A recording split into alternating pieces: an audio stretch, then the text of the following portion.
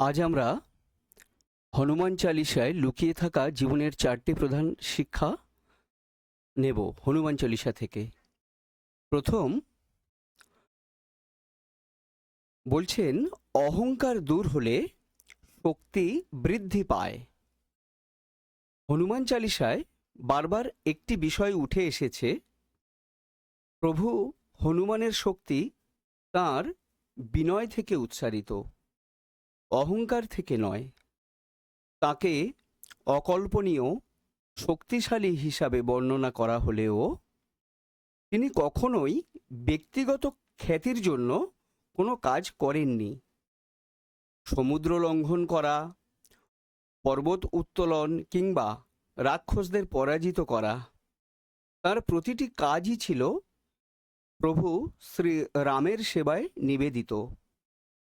বিষয়টি অত্যন্ত গুরুত্বপূর্ণ, কারণ আধুনিক জগৎ আমাদের ঠিক এর উল্টোটা শেখায়। আমাদের শেখানো হয় নিজেদের আলাদাভাবে তুলে ধরতে, একটা ব্র্যান্ডিং পজিশনে নিয়ে যাওয়ার জন্য সব শিক্ষা দেওয়া হয়, নিজেদের যোগ্যতা প্রমাণ করতে এবং যে কোনো মূল্যে নিজেদের সত্তা বা পরিচয় রক্ষা করতে। কিন্তু হনুমান চালিসা এক ভিন্ন পথের সন্ধান দেয়। যখন নিজের সত্তা বা অহংবোধ সংকুচিত হয়, তখন শক্তি প্রসারিত হয়। প্রভু হনুমান যখন নিজেকে ভুলে যান, তখন তিনি হয়ে ওঠেন অপ্রতিরোধ্য। তিনি শক্তিশালী হওয়ার চেষ্টা করেন বলে এমনটা ঘটে তা নয়, বরং তার ভেতরে এখন কোনো বাধা থাকে না যা তার শক্তিকে আটকে রাখতে পারে। কোনো হীনমন্যতা থাকে না, নিজেকে জাহির করার কোনো আকাঙ্ক্ষা থাকে না, কিংবা ব্যর্থতার কোনো ভয়ও থাকে না। প্রাত্যহিক জীবনেও বিষয়টি সূক্ষ্মভাবে প্রকাশ পায়। মানুষ যখন কোনো কাজ করার সময় নিজেকে তাতে পুরোপুরি নিমগ্ন রাখে, কিভাবে তাকে দেখাচ্ছে তা নিয়ে দুশ্চিন্তা না করে, তখনই তারা ভালো ফলাফল করে।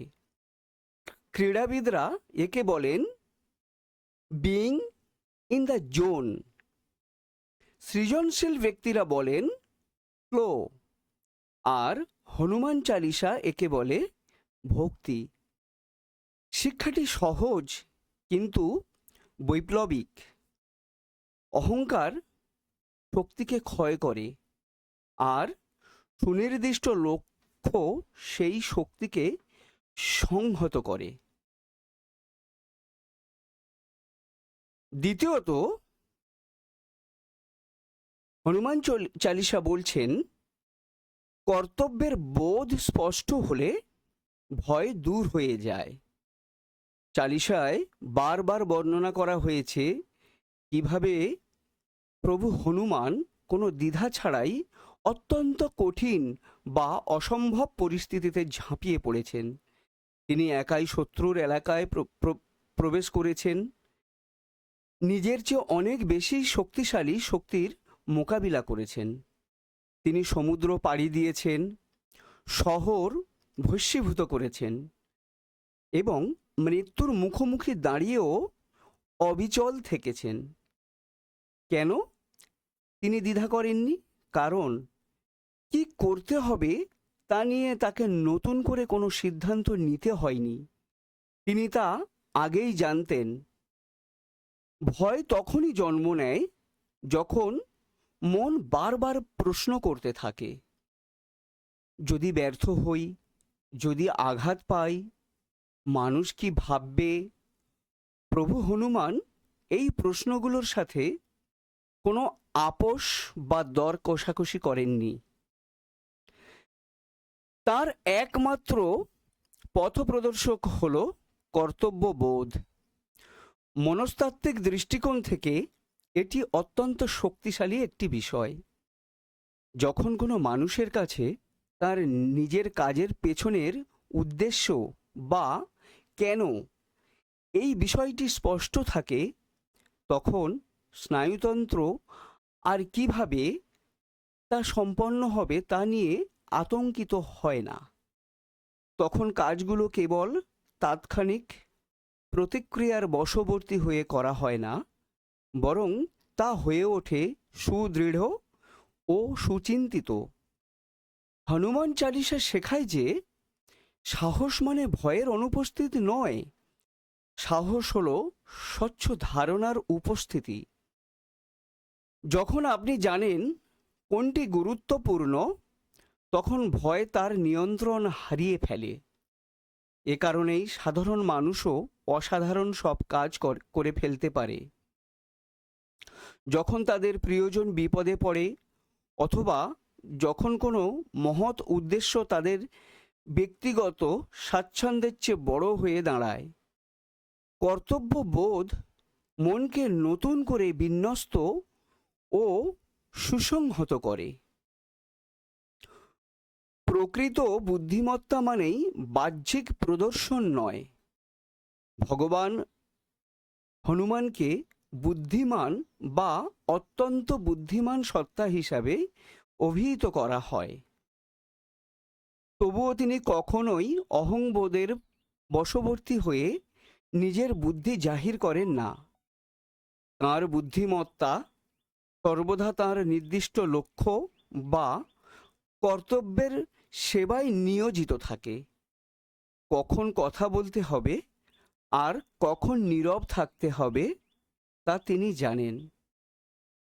কখন লড়াই করতে হবে আর কখন মাথা নত করতে হবে তাও তার জানা। পরিস্থিতি অনুযায়ী নিজেকে মানিয়ে নেওয়া, ক্ষুদ্র বা বিশাল আকার ধারণ করা কিংবা ধৈর্যের সাথে অপেক্ষা করা, এ সবই তিনি জানেন। এটি জীবনের এক গভীর শিক্ষা। অনেক সময় দ্রুত কথা বলা, তীক্ষ্ণ বা চটজলদি উত্তর দেওয়া কিংবা কথোপকথনে আধিপত্য বিস্তার করাকেই বুদ্ধিমত্তা বলে ভুল করা হয়।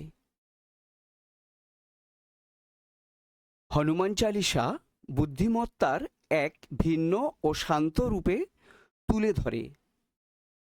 প্রকৃত বুদ্ধিমত্তা হল বাস্তবতার সাথে সামঞ্জস্য বজায় রাখা।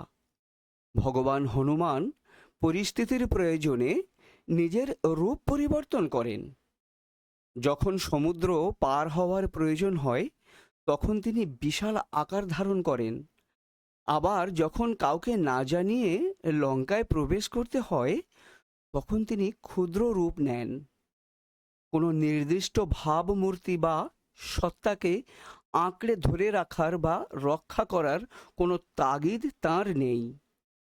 জীবনে এই নমনীয়তাই মানুষকে কার্যকর করে তোলে।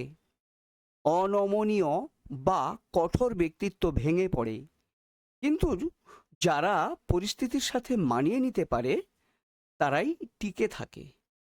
প্রজ্ঞা মানে কেবল সঠিক হওয়া নয়, বরং কাজে আসা বা উপকারে আসাই হলো প্রকৃত প্রজ্ঞা। হনুমান চালিসা বলেন, আত্মসমর্পণ দুর্বলতা নয়, বরং স্থিতিশীলতা। চালিসার মূল ভাব বা আবেগের কেন্দ্রবিন্দুতে রয়েছে ক্ষমতা নয়, বরং আত্মসমর্পণ। ভগবান হনুমান নির্ভীক, কারণ ফলাফলের বোঝা তিনি নিজের কাঁধে বহন করেন না। সাফল্য বা ব্যর্থতা তার বিষয় নয়, তার বিষয় হলো সেবা করা। এই দৃষ্টিভঙ্গি সব কিছু বদলে দেয়। অধিকাংশ দুশ্চিন্তার জন্ম হয় ফলাফল নিয়ন্ত্রণ করার চেষ্টা থেকে। কাজটা কি সফল হবে? সবাই কি আমাকে ভালোবাসবে? আমি কি সফল হব? ভগবান হনুমান পূর্ণ উদ্যমে কাজ করেন ঠিকই, কিন্তু কাজের ফলাফলের উপর মালিকানা বোধ বা আসক্তি ত্যাগ করেন তিনি। সেই আভ্যন্তরীণ মুক্তি স্থিতিশীলতা তৈরি করে। নদীর ওপর আস্থা রেখে নৌকা চালানোর সাথে স্রোতের বিপরীতে লড়াই করার যে পার্থক্য, এটি ঠিক তেমনই। হনুমান চালিসা নীরবে এই শিক্ষাই দেয় যে যখন আপনি সর্বাত্মক প্রচেষ্টা করেন কিন্তু পুরস্কার বা প্রাপ্তি নিয়ে আচ্ছন্নতা ত্যাগ করেন, তখন মনে প্রশান্তি আসে। তখন আশা ও ভয়ের দোলাচলে আপনাকে আর অস্থির হতে হয় না। আপনি কেবল সেই কাজটি করেন যা করা প্রয়োজন। এটি কোনো নিষ্ক্রিয়তা নয়, বরং এটি হলো সুদৃঢ় ও সচেতন কর্মতৎপরতা। জয় শ্রী হনুমান, জয় শ্রীরাম।